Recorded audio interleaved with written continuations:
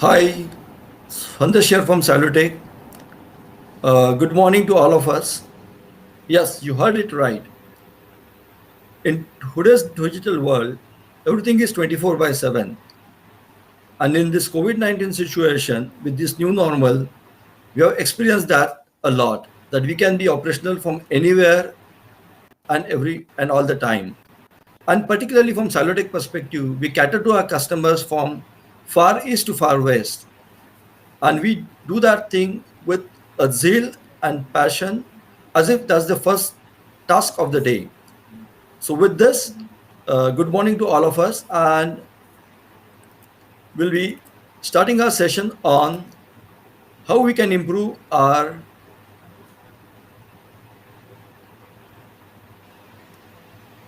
cash collection cycle.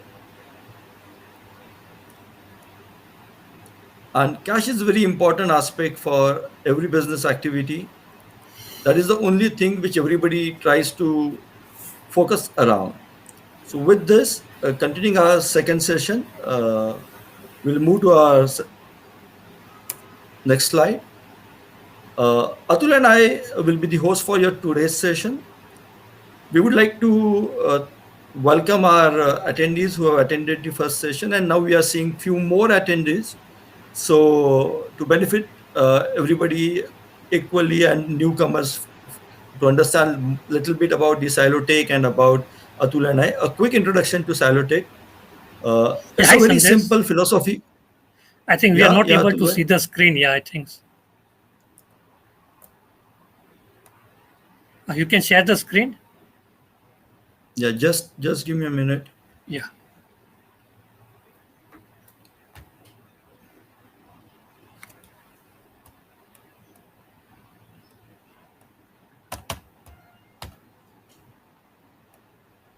Oh, Atul, thank you very much. I am just coming out of some technical glitches what I experienced. Yeah, I think So, we. yeah, so in a very one sentence thing, if I sum up about Silotech is we believe in ensuring maximizing value proposition for the customer. We do that thing by assuring sustainable growth by deploying innovative and nichely crafted IT solutions. And that's what we believe. And Atul and I, if we talk about ourselves, we are techno-functional guys. We are having a few decades of hardcore experience in finance, accounts, information technology, and so on and so forth. And most important thing is we have played a very active role as change agent in our previous roles with few of the leading multinational companies. A sincere request to all of you, uh, please do visit our website www.celotech.com. It will give you complete idea about what we can offering and what we are capable of. So with this, we'll move to our next slide. As there are few attendees coming from our session one. In session one, what we have covered is the reasons behind a delay in collection or challenges what we are having as such. See, all organizations, one thing is very common, and that is PPT. Here, PPT means people, processes, and technology. In first session, what we have addressed is, to some extent, people part of it. What reasons, what excuses, what thing you get when there is a delay or there is a deferment of the collection cycle. That's what we covered in session one. Session two, which is today's session, we are going to extensively focus on process part of it. In this today's session, we'll touch base upon the generic processes, certain specific gaps what we have noticed while evaluating the industry. And your next session on the cash collection improvement drive, which is on next Thursday, we will be covering how automation can help you to be more efficient, effective, and how you can reduce the dependency on manual efforts.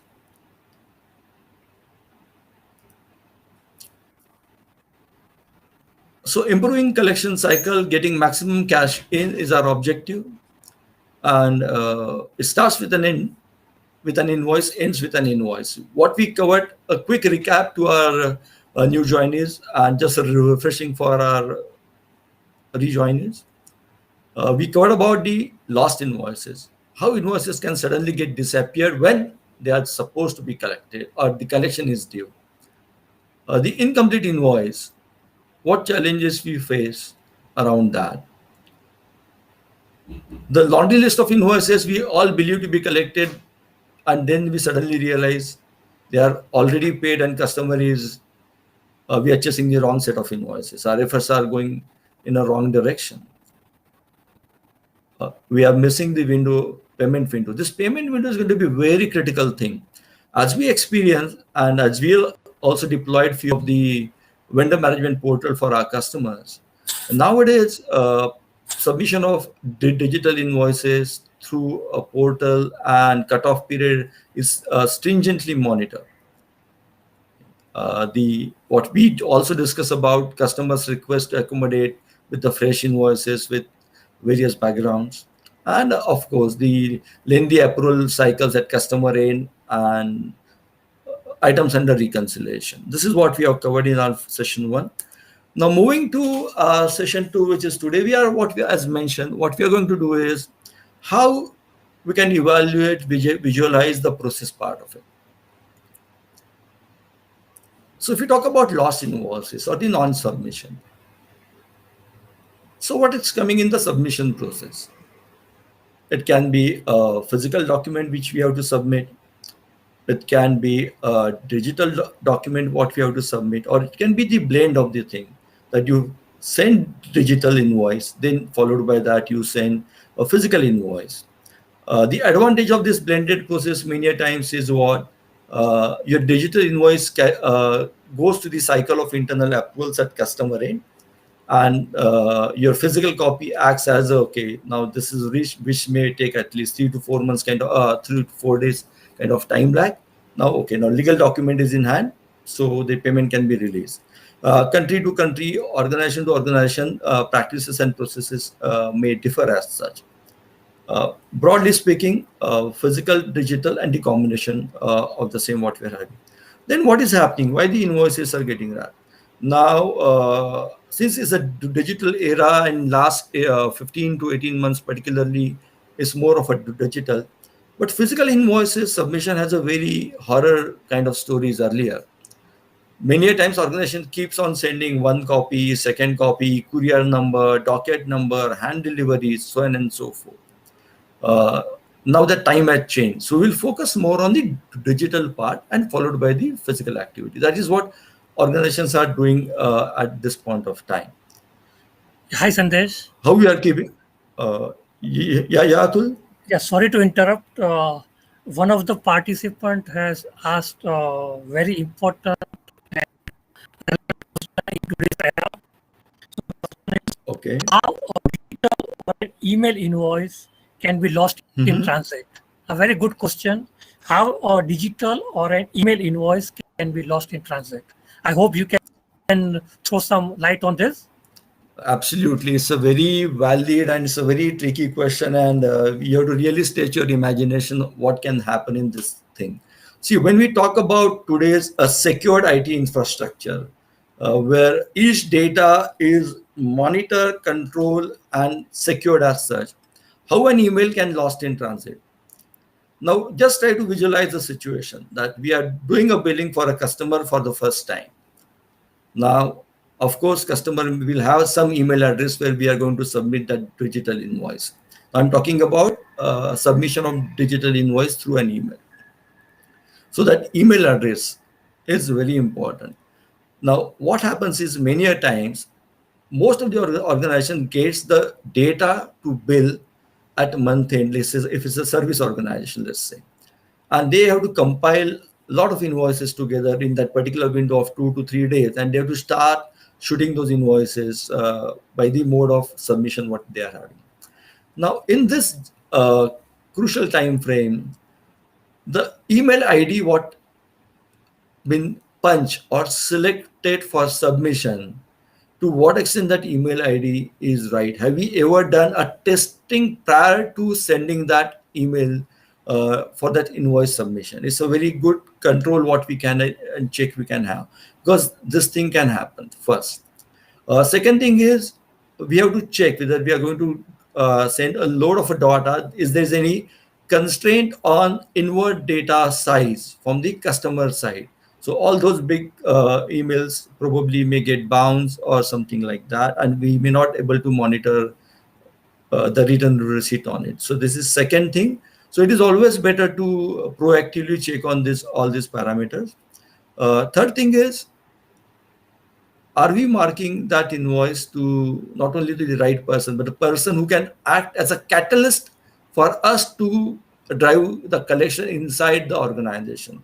The catalyst, what I mean by over here is, there can be a multi-layered process involved. So let's say the accounts team is going to process that invoice, but accounts team at the customer end may need certain approvals in place, certain things to be organized. Are we helping in that process? And that is how, if anything is missing in this, technically speaking, that invoice is not lost. Electronic data is always there at your end, at customer end. But what is getting lost is the visibility of that invoice, and which is Right. delaying the cash collection process. I hope Atul, I have covered the question with the Yeah, I think intent. you nicely summed up and hope it answers the query. Yeah, thanks, Sandesh. You can go ahead. Yeah. Thank you. It was really a good question. Moving towards the next one, the classic bucket, incomplete invoices. Now, what is a complete? What is complete from our perspective, and what is complete from customer perspective? There can be a variance in that. We have to actually see through that. Contract specifies XYZ thing, which needs to be part of the invoice. Are we ensuring through internal process we are capturing it? Do we have a sales kickoff meeting where this has been documented? Do we have internal visibility to what is required to be the part of the invoices? Whether that data is available, either maybe a Google share file or a portal, what we are, based on the adoption of the technology and the maturity of the organization, uh, they are having got. This is the incomplete invoices, because I will take a very simple example, and that is, now invoice is complete in all respect from our, let's say, our commercial perspective, GST or VAT perspective. There can be a insistence by a service contracts that we need to have the headcount tagging ID also to be part of it. If you go to a manufacturing sector, there can be a specific request to have not 4 HSN code, but it may just harmonized system of nomenclature which is followed to have the item description uniformly for all the entities, but they may insist for 6 or 8 kind of thing. So all these things we have to have a clear rapport understanding with the customer, and we have to ensure that invoice is not only complete from our normal standard commercial and the legal parameters, but it's complete from the customer perspective and what they want to do. Yeah, hi, Sandesh. Sorry to interrupt. Yeah, So it seems we have got a very active participants, and one of the participants has asked a similar that's question good. to what you are talking. So he has raised a very Yeah, valid question. How a standard yeah. invoice, which is good from commercial and all applicable laws like GST or VAT, from an applicable law Mhm. perspective, how that can be constructed as an incomplete invoice by customer. I have tried to send a valid invoice. How can the customer treat that as a invalid invoice? So that is a good question. I hope you can throw some light on that. Right. So what I will try to do is I will just reiterate a little bit more in detail. It's a very valid thing. Now, what happens in any GST invoice, so to say, now, or the VAT invoice, so to say, the customer shipping details, billing details, their GST or VAT number, all those parameters are captured over there. When we talk about the commercial perspective, we also capture the rate which is applicable, the quantity which is there, the purchase order reference, what we are having it. Many a times what happens, what we have experienced while dealing with the companies who are in the service sector and companies who are having extensively infra projects or the project which is longer duration as such big scale projects, they are having a practice of creating a master service agreement or a master contract, and within that they create project based different contracts, and sometimes they go down to the level of uh, the headcount or the branch level kind of details. So all these details are actually they need to have captured in their accounting purpose to have a better MIS at their end, to have a better visibility and to draw certain business intelligence from their perspective. Why they insist us to modify that thing to some extent is, then in that case they get that invoice already stamped signed, which they can use a ready-made thing either to punch in or to convert digitally and capture all that data straight away fitting into their ERP. So this saves a lot of time plus errors at their end. So that is the major objective. And here, just to sum up, how flexible our invoice reporting tool is. How flexible, and plus it has to be in a very controlled environment because we want to modify only those additional parameters without getting anything disturbed uh, of the original invoice. So this is how that is background is all about. Atul, I hope I've covered. Yeah, I think you have thrown a sufficient light on it. And if any of the participant has any question, please send to our email address, or you can drop it and ask the questions over here. In case we have time, we will surely address it out. Yeah, I think, and they can also like currently we got something which is pinged to us. We'll try to address that thing in today's session. If there's a time constraint, we'll definitely circle back to you.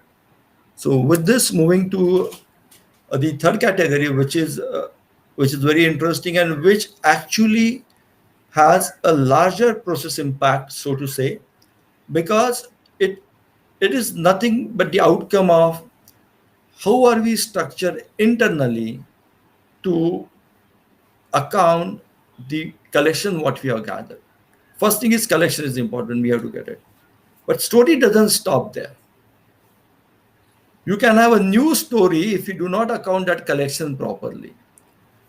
The simple example is may be a situation where customer is giving an on-account payment or customer is giving payment advices little bit late, maybe 1 month down the line, 2, 3 months down the line, we don't know. Till that point of time, all this collection, we have to account for it, right? We do account for it, and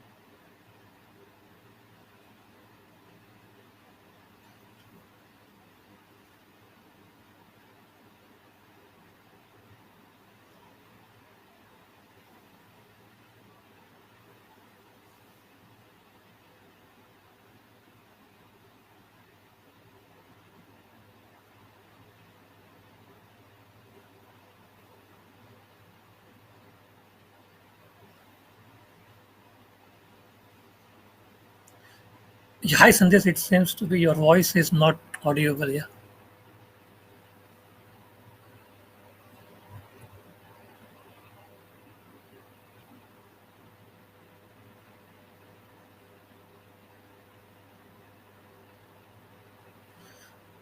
There seems to be some audio issue.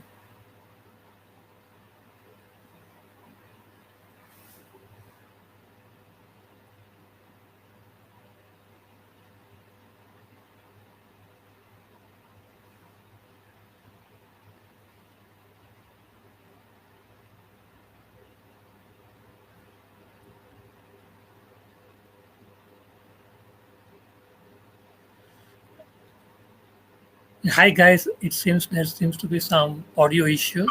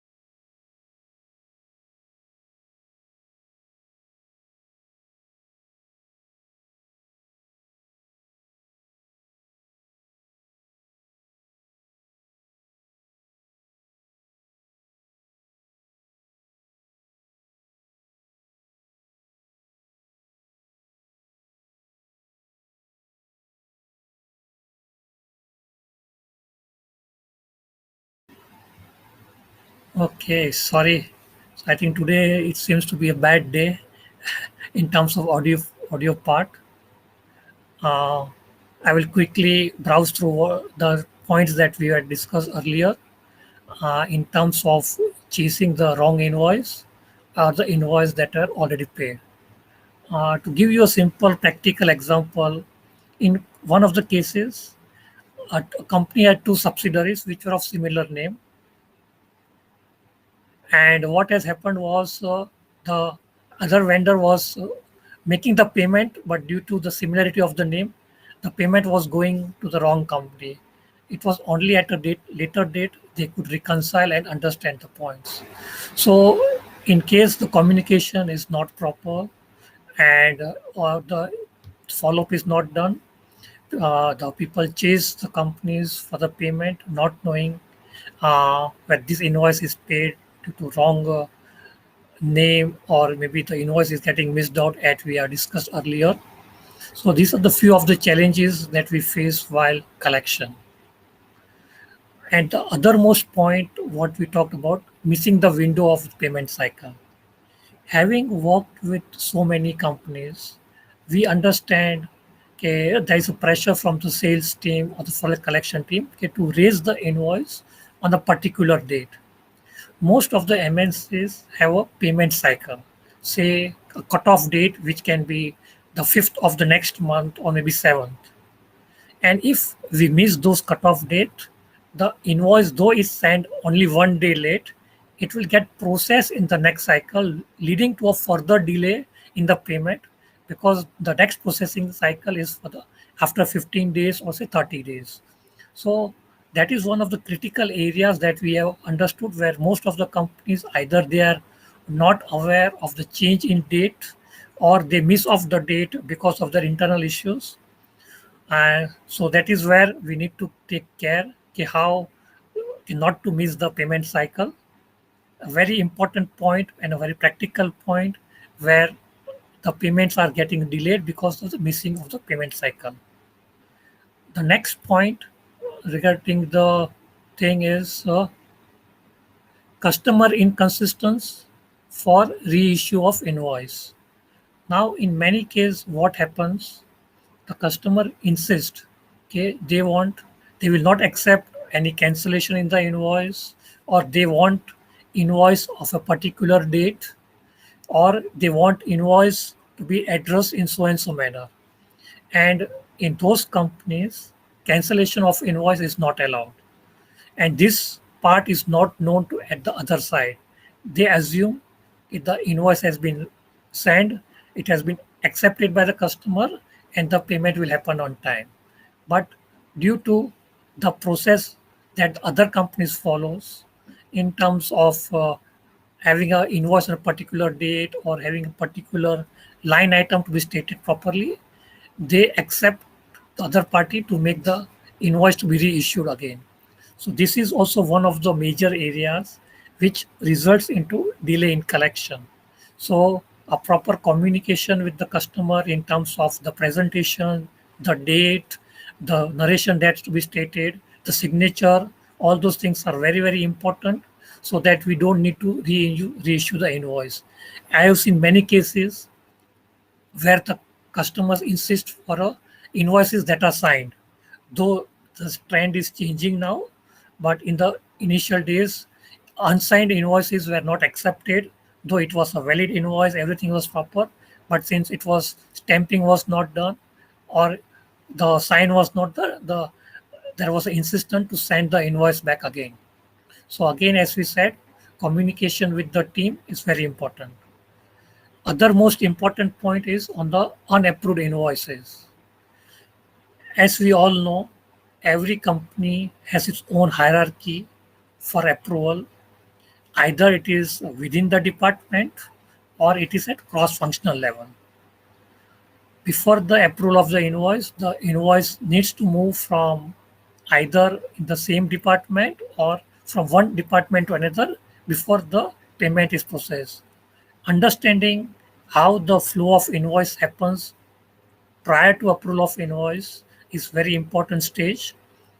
And within the department itself, at what level we are sending the invoice and who is the final approval authority to payment is very, very important for the vendor to understand, to ensure that the invoice are paid on time. And last but not the least, and this is one of the major area which leads to delay in payment, unreconciled items, debit notes. In our survey, what we have found out is unreconciled items become one of the pain area for not receiving the payment on time. It becomes a surprise at the end when we think everything is ready, the customer is ready, the invoice is approved, but then they say, okay, there is a reconciliation issue. The invoice that you are asking is already paid, or there is some dispute in that invoice, or the quality team has not accepted one of the goods, and hence a corresponding debit note needs to be raised. So this reconciliation of invoice is a very, very important stage. We have known in many cases, few companies have shortcuts and they take advances. What happens now? This advance needs to be adjusted at the client's end. Now, when we go for the payment, the client typically says, okay, this invoice, the advance has been adjusted against this. Though the customer may be of the impression that this advance was for some other area, for some other invoice.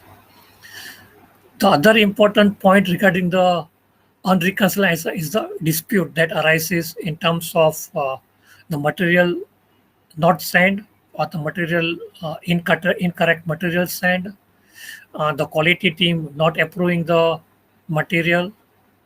So there is a claim and the counterclaim going on between both the parties, resulting in the invoice not getting paid.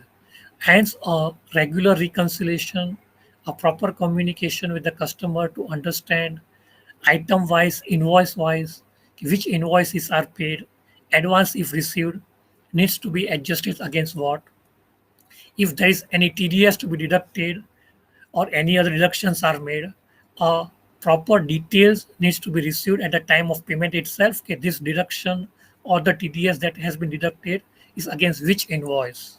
So all these small issues becomes very important at the time when the payment needs to be done. I hope we have covered major areas in terms of reasons which leads to delay. We have one more interesting session that is going to come up next week, where we where we see how embracing automation or reducing dependency on manual effort leads to uh, adequate collection in time, getting the invoice paid on time, in which in turn leads to better cash management, improving the ROI on the investment that every company makes on the automation, which not only improves the efficiency but also ensures processes are being followed properly.